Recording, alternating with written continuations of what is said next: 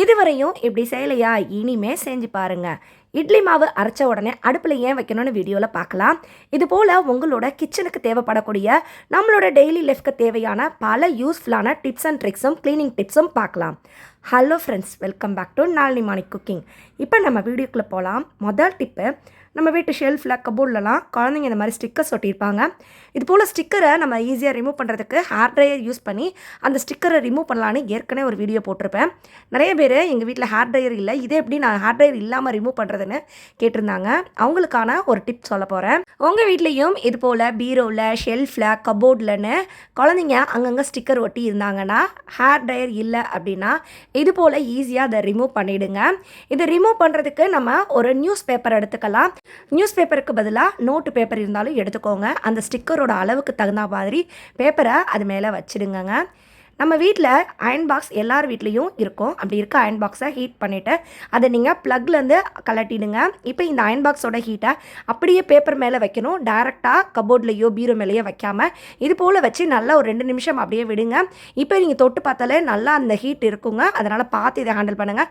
அவ்வளோதாங்க. இப்போ ஈஸியாக அந்த ஸ்டிக்கர் நமக்கு கிளிக்க வரும். அயன் பாக்ஸ் யூஸ் பண்ணி இது போல் ஸ்டிக்கரை ஈஸியாக ரிமூவ் பண்ணி பாருங்க.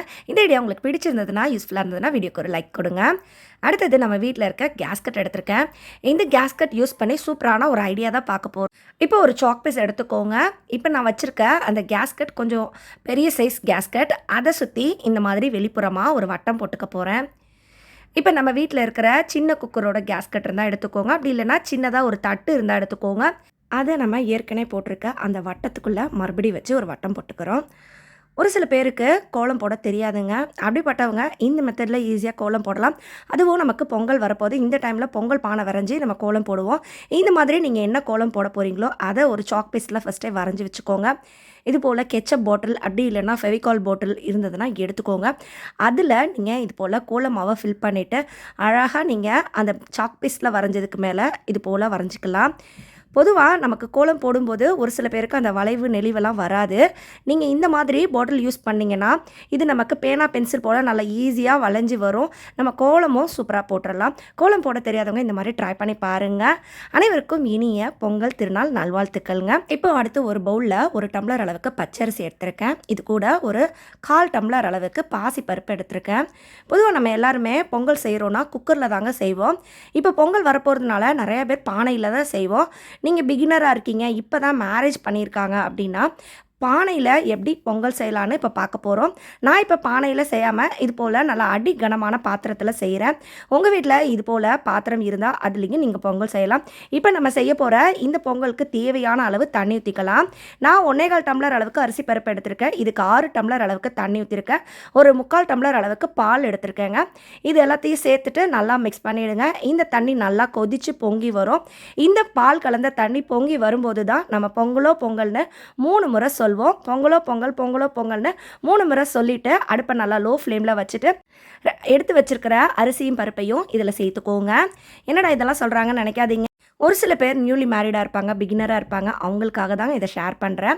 இப்போ இதை நல்லா மிக்ஸ் பண்ணிடலாம். அது மட்டும் இல்லை, நம்ம குக்கரில் பொங்கல் வைக்கிறதுக்கும் இது போல் ஓப்பன் பாட்டில் வைக்கிறதுக்கும் நிறைய வித்தியாசம் இருக்குது. குக்கரில் செஞ்சோன்னா சூடு இருக்கும்போதே சாப்பிடணும். கொஞ்சம் ஆறி போயிடுச்சுன்னா ஒரு மாதிரி கட்டி கட்டியான மாதிரி ஆகும். நீங்கள் இந்த மாதிரி பாத்திரத்தில் செய்யும்போது பொங்கல் நமக்கு எவ்வளோ நேரம் ஆனாலும் நம்ம சூடாக செய்யும்போது எப்படி இருந்ததோ அது போல் இருக்கும். 6 நாளும் அதோட டேஸ்ட்டும் கன்சிஸ்டன்சியும் அப்படியே மெயின்டைன் ஆகும்.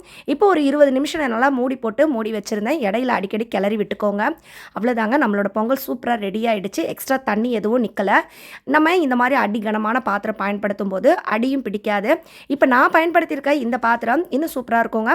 இது நல்லா ஹெவி பாட்டம் உள்ளது, கொஞ்சம் கூட அடி பிடிக்காது.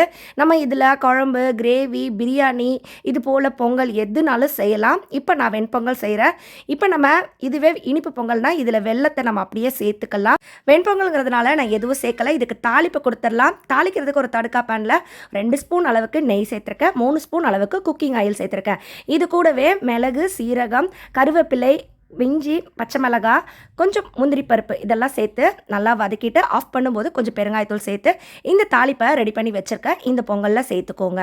அவ்வளோதாங்க, நல்லா சுவையான சூடான ஆவி பறக்க நம்மளோட வெண்பொங்கல் ரெடி ஆகிடுச்சு. வரப்போகிற பொங்கலுக்கு இந்த மாதிரி நீங்கள் வெண்பொங்கல் ரொம்ப சிம்பிளாக செஞ்சு பாருங்கள். அரிசி வெந்ததுக்கப்புறம் இதில் உப்பு சேர்த்துக்கோங்க. அது வீடியோவில் மிஸ் ஆகிடுச்சு. நம்ம கோயிலெல்லாம் வெண்பொங்கல் வெறுமனை சாப்பிடவே அவ்வளோ டேஸ்ட்டாக இருக்கும். அதே டேஸ்ட்டில் இந்த பொங்கலும் இருக்குங்க. இதை நீங்கள் குக்கரில் செய்யாமல் இது போல் பாத்திரத்தில் இல்லைனா பானையில் செஞ்சு பாருங்கள். கண்டிப்பாக ரொம்ப டேஸ்ட்டாக இருக்கும். இதோட டேஸ்ட் உங்களுக்கு ரொம்ப பிடிக்கும். வரப்போகிற பொங்கலுக்கு கண்டிப்பாக இதை பானையில் ட்ரை பண்ணி பாருங்கள்.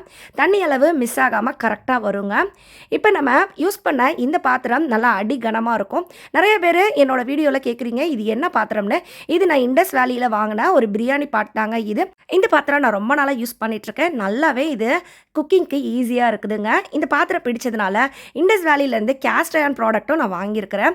பொதுவாக நம்மள நிறைய பேருக்கு இரும்புச்சத்து கம்மியாக இருக்கும், குறிப்பாக லேடிஸ்க்கு. அதுவும் நிறைய பேருக்கு தலைமுடி உதிர்ற பிரச்சனை, சின்ன வயசுலேயே நரமுடி பிரச்சனை அப்படிலாம் இருக்கிறவங்க கண்டிப்பாக இரும்புச்சத்து குறைபாடை பேலன்ஸ் பண்ண இது போல் இரும்பு பாத்திரங்களில் சமைச்சு சாப்பிடுங்க. இரும்பு பாத்திரங்கள் நமக்கு மெயின்டைன் பண்ணுறது, அதை பழக்கப்படுத்துறது ரொம்ப கஷ்டமாக இருக்கும்.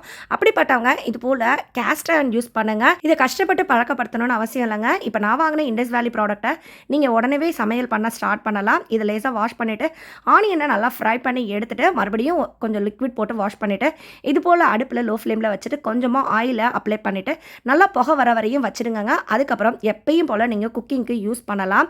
இது குக்கிங்க்கு ரொம்ப ஈஸியாக இருக்கும். நம்ம சமையல் பண்ணும்போது அதிக அளவு எண்ணெய் தேவைப்படாது. குக்கிங்கோட டைமும் நமக்கு ரொம்ப கம்மியாகும். இதனால் கேஸ் செலவும் கம்மி. அது மட்டும் இல்லை, இது ஒரு ஹெல்த்தியான ப்ராடக்ட்டுங்க. ஒரு முறை நீங்கள் இன்வெஸ்ட் பண்ணிங்கன்னா லைஃப் லாங் இதை வச்சு யூஸ் பண்ணலாம். இதை மெயின்டைன் பண்ணுறது ரொம்ப ஈஸி தாங்க. இதை எப்படி மெயின்டைன் பண்ணுறது, இதில் என்னெல்லாம் சமைக்கலாம், இதோட ரிவ்யூ எப்படி இருக்குன்னு கண்டிப்பாக வரப்போகிற வீடியோவில் ஷேர் பண்ணுறேங்க. இண்டஸ் வேலியில் நான் பயன்படுத்தின இந்த பொருட்கள் உங்களுக்கு பிடிச்சிருக்குது, உங்களுக்கு தேவைப்படுதுன்னா கண்டிப்பாக நீங்களும் வாங்கலாங்க. இதோட லிங்க் உங்களுக்கு நான் கீழே டிஸ்கிரிப்ஷனில் கொடுத்துருக்குறேன். இதில் ஆஃபரும் இருக்குது. நளினிங்கிற என்னோட நேமை நீங்கள் கோடாக யூஸ் பண்ணிங்கன்னா உங்களுக்கு ஆஃபர் கிடைக்குங்க. இப்போ நம்ம அடுத்த டிப் பார்க்கலாங்க. பிகினர்ஸாக இருக்கவங்க, பேச்சுலர்ஸாக இருக்கவங்களுக்கெல்லாம் சப்பாத்தி ரவுண்டாக தேய்க்க வராதுங்க. ரொம்ப சிம்பிளாக ரவுண்டாக சப்பாத்தி எப்படி தேய்க்கிறதுன்னு பார்க்கலாம். இதுவே பூரியாக இருந்தால் நம்ம வீட்டில் இருக்க சின்ன டம்ளரோ கிண்ணமோ யூஸ் பண்ணி கட் பண்ணி எடுத்துருவோம். கொஞ்சம் பெரிய சைஸில் நம்ம சப்பாத்தியெல்லாம் ரவுண்டாக தேய்க்கணும் அப்படின்னா சப்பாத்தியை நல்லா மெலிசாக தேய்ச்சிக்கோங்க. நீங்கள் எந்த அளவு கோணல் மாடலாக தேய்ச்சாலும் பரவாயில்ல. இந்த மாதிரி ஸ்நாக்ஸ் பாக்ஸோட மூடி இருந்தால் எடுத்துக்கோங்க. ஹோட்டலில் ஃபுட்டு வாங்கினீங்கன்னா அதுக்கு ஒரு டப்பா கொடுப்பாங்க, அதோட மூடி இருந்தாலும் பயன்படுத்திக்கலாம். அதை யூஸ் பண்ணி இது போல் நீங்கள் அந்த மாவு மேலே வச்சு அப்படியே கட் பண்ணி எடுத்துகிட்டு எக்ஸ்ட்ரா இருக்க மாவை எடுத்து மறுபடியும் உருட்டி இதையும் நீங்கள் மாவு தேய்ச்சிக்கலாங்க. இந்த மாதிரி செய்யும்போது பிகினர், பேச்சுலர் யாராக இருந்தாலும் நல்லா வட்டமாக நம்ம சப்பாத்தி செய்யலாங்க. அடுத்து பார்க்க போகிறது ஒரு ப்ரிப்பரேஷன் டிப்புங்க. நிறைய பேர் இந்த மாதிரி சென்னா ஊற வைக்க மறந்துடுவோம். இதனால இந்த ரெசிபியை நம்ம அந்த டேட்டில் செய்ய முடியாமல் போயிடும்.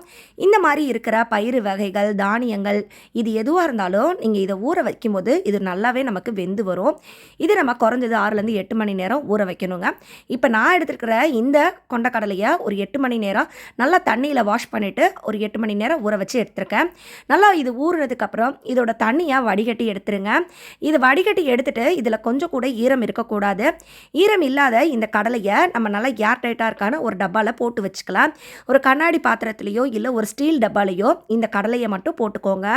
இது நீங்கள் ஸ்டோர் பண்ணும்போது பிளாஸ்டிக் யூஸ் பண்ணாதீங்க. இந்த மாதிரி ஸ்டீல் பாத்திரம் அப்படி இல்லைனா கண்ணாடி பாத்திரம் பயன்படுத்திக்கோங்க. அதில் இதை நல்லா ஸ்டோர் பண்ணிவிட்டு நம்ம ஃப்ரிட்ஜில் ஃப்ரீசர்க்குள்ளே வச்சுக்கலாம். எப்போல்லாம் நீங்கள் ரெசிபி பண்ணணும்னு நினைக்கிறீங்களோ அப்போல்லாம் டக்குன்னு இதை எடுத்து நம்ம ரெசிபி பண்ணிக்கலாம். இல்லை ஈவினிங்கில் குழந்தைங்களுக்கு ஸ்நாக்ஸ்க்கு வேக வச்சு கொடுக்கனாலும் கொடுத்துக்கலாங்க. இந்த மாதிரி கொண்டக்கடலை, மொச்சப்பயிறு, ராஜ்மானு எது இருந்தாலும் நீங்கள் ஃப்ரிட்ஜில் இது போல் ஸ்டோர் பண்ணிக்கலாங்க. இது ஒரு 15 நாள் வரைக்கும் நமக்கு ஃப்ரெஷ்ஷாக இருக்கும். இருந்தாலும் ஃப்ரிட்ஜில் வைக்கிறதுனால நம்ம ஒரு 1 வீக்குள்ளே காலி பண்ணிடணும். அதுதான் நம்ம ஹெல்த்துக்கு நல்லது. டிப் பார்க்கலாம். கண்ணாடி பாட்டிலில் இது போல் ஸ்டிக்கர் ஒட்டி இருந்ததுன்னா அதை கிழிக்கிறது கொஞ்சம் கஷ்டமான வேலை. குறிப்பாக இது போல் காஃபி பாட்டிலெலாம் ஸ்டிக்கர் ஒட்டி இருந்ததுன்னா அதை ரிமூவ் பண்ணுறது கொஞ்சம் கஷ்டமாக இருக்கும். அதை ஈஸியாக ரிமூவ் பண்ணுறதுக்கு இது போல் அந்த பாட்டில் மூழ்கிற அளவுக்கு தண்ணி எடுத்துக்கோங்க. தண்ணி நல்லா சூடாக இருந்ததுன்னா ரொம்ப பெஸ்ட்டாக இருக்கும். அப்படி இல்லைனா நார்மல் பச்சை தண்ணியில் கூட நீங்கள் போட்டுடலாம். நல்லா ஒரு நாள் ஃபுல்லாக இதை அப்படியே போட்டுருங்க. போட்டுட்டு நீங்கள் இப்போ எடுத்து இதை கிழிச்சு பாருங்கள். ரொம்ப ஈஸியாக கிழிக்க வரும். இந்த பாட்டிலில் இருக்க ரேப்பரை நான் சாதாரணமாக கிழிக்க எவ்வளோ மெத்தட் ட்ரை பண்ணேன், கிழிக்கவே முடியல. இதை நல்லா ஒரு நாள் ஃபுல்லாக தண்ணியில் போட்டுட்டு அதுக்கப்புறம் கிழிச்சேங்க. அதுக்கப்புறம் தான் இது கிழிக்க வந்தது.